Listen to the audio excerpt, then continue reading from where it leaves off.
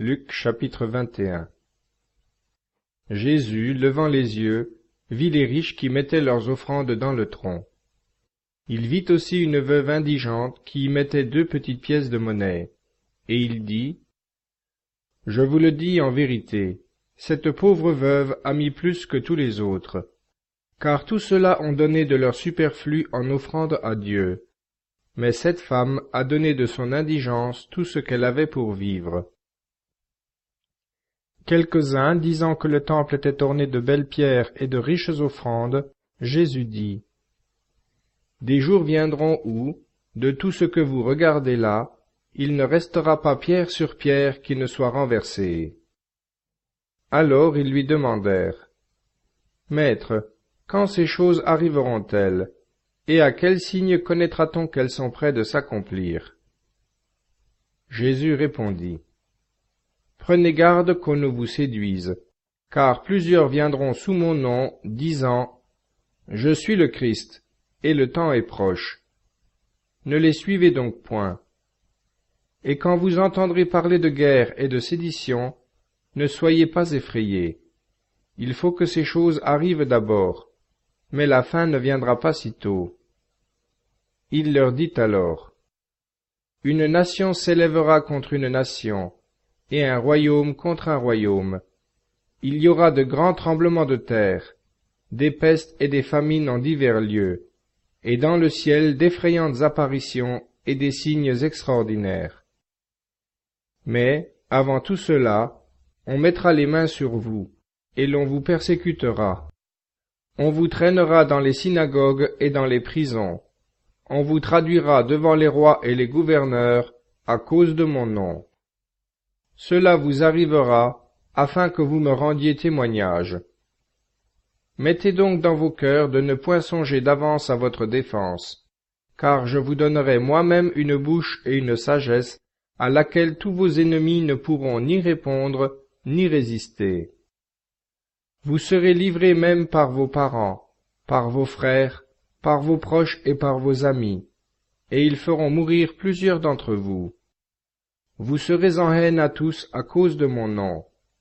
Cependant pas un cheveu de votre tête ne se perdra.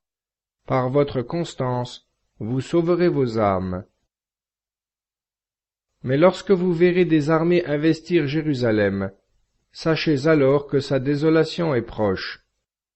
Alors que ceux qui seront dans la Judée s'enfuient dans les montagnes, que ceux qui seront dans la ville en sortent, et que ceux qui seront dans les campagnes n'entrent pas dans la ville. Car ce seront des jours de châtiment, pour l'accomplissement de tout ce qui est écrit. Malheur aux femmes qui seront enceintes ou qui allaiteront en ces jours-là, car la détresse sera grande sur la terre, grande la colère contre ce peuple. Ils tomberont sous le tranchant du glaive, ils seront emmenés captifs parmi toutes les nations, et Jérusalem sera foulée aux pieds par les gentils, jusqu'à ce que les temps des gentils soient accomplis. Et il y aura des signes dans le soleil, dans la lune et dans les étoiles, et sur la terre, les nations seront dans l'angoisse et la consternation, au bruit de la mer et des flots, les hommes séchant de frayeur dans l'attente de ce qui doit arriver à la terre entière, car les puissances des cieux seront ébranlées. Alors on verra le Fils de l'homme venant dans une nuée avec une grande puissance et une grande gloire. Quand ces choses commenceront à arriver, redressez-vous et relevez la tête, parce que votre délivrance approche. Et il leur dit cette comparaison. Voyez le figuier et tous les arbres. Dès qu'ils se sont mis à pousser, vous savez de vous-même, en les voyant, que l'été est proche. De même, quand vous verrez ces choses arriver, sachez que le royaume de Dieu est proche. Je vous le dis en vérité, cette génération ne passera point, que tout ne soit accompli. Le ciel et la terre passeront, mais mes paroles ne passeront point.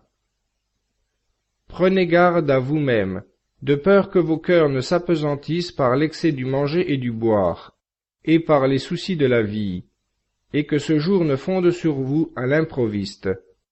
car il viendra comme un filet sur tous ceux qui habitent la face de la terre entière. Veillez donc et priez sans cesse, afin que vous soyez trouvés dignes d'échapper à tous ces maux qui doivent arriver, et de paraître debout devant le Fils de l'homme. Pendant le jour, Jésus enseignait dans le temple, et il en sortait pour aller passer la nuit sur la montagne qu'on appelle des Oliviers. Et tout le peuple, dès le matin, venait à lui pour l'écouter dans le temple.